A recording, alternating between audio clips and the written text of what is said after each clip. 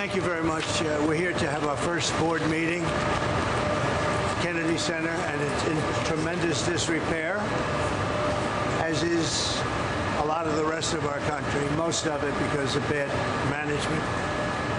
This is a shame what I've watched and witnessed. They spent a fortune, $250 million, and they built these rooms that nobody's going to use, rooms underground. And I've often wondered, what are the big cubes that they have outside that block the view? They're cubes with a door in them so that people can get down to rooms that nobody's going to use. And it's a shame. It's a shame. The other thing is we're going to have a little problem with some people that work here. We had Lee Greenwood wanted to sing a little song today, and because of the cost in the union structure, for him to sing a song just for the board, just a board meeting, it was going to cost $30,000. That doesn't sound too good. They wanted $30,000 to move a piano, so you can't have that. So we're gonna fix it up. But it's really emblematic of our country. But the Kennedy Center, you look at the columns outside, you look at, I mean, they're supposed to be covered by something, whether it's marble or whatever, granite. They were never covered. They were painted. But bringing it to more modern times, a lot of money's been given to it, and the money has not been properly spent. They built rooms underground with no windows, no nothing, that will not be used ever. You're not going to have people use them. It's such a waste of money, such a terrible waste, but we'll bring it back, we'll make it great again. But it is so much like what I'm witnessing in other places. We have open borders. We have men playing in women's sports. It's all the same thing. It's all the same mentality and thinking. So I'm very disappointed when I look around. The bottom line, it has tremendous potential, and we'll work with Congress. As you know, it's a very public facility, and we'll do what has to be done. We'll be having a meeting with the Speaker in the not-too-distant future. I think it's important to save this structure in this building. I think maybe we close up some of the work that's been done and built, because it was done terribly. It was done terribly. The concept was very bad.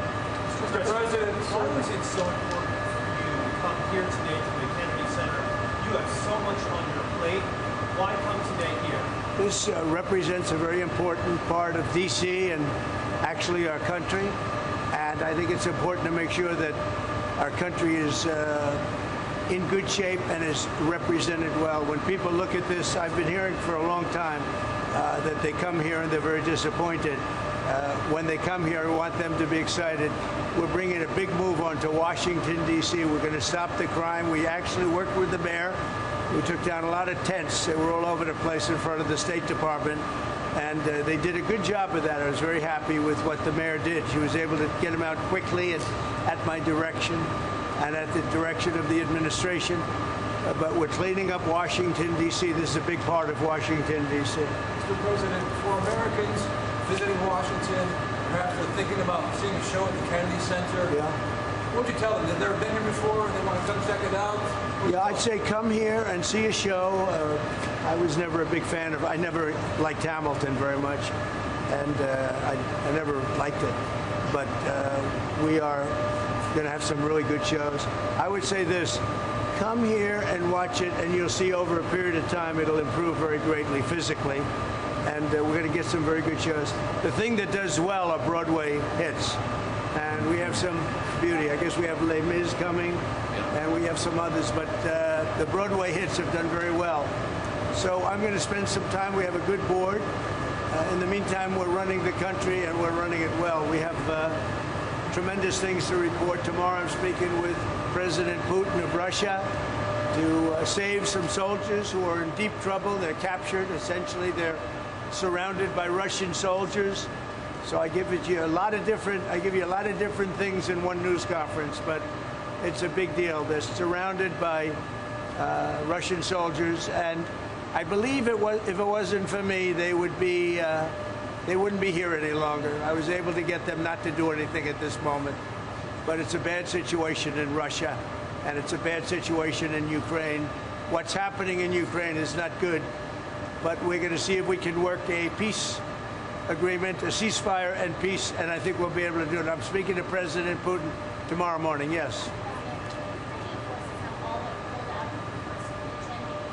Yeah. Do you think there was any effect of the calls on aid and intel to Ukraine that may have contributed to this loss of No, not at all. No, not, really the opposite. I think it was appreciated, and we have to understand, and you have to understand, that if I see somebody doing something bad that's going to cause a lot of death, the only reason I'm involved, and this is Russia and Ukraine, but a lot of people, it's humanity.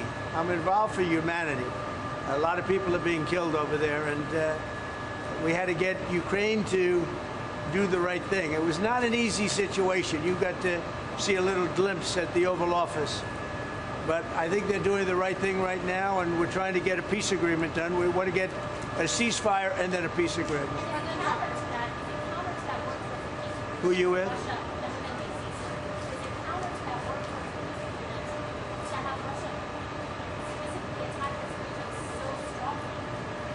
So we're going to see how it all works out. This was Joe Biden's deal. This isn't Trump's deal. This is Joe Biden's deal. He gave $350 billion to Ukraine, and he shouldn't have done it. It wasn't secured. Europe gave $100 billion, and it was in the form of a loan. They get their money back.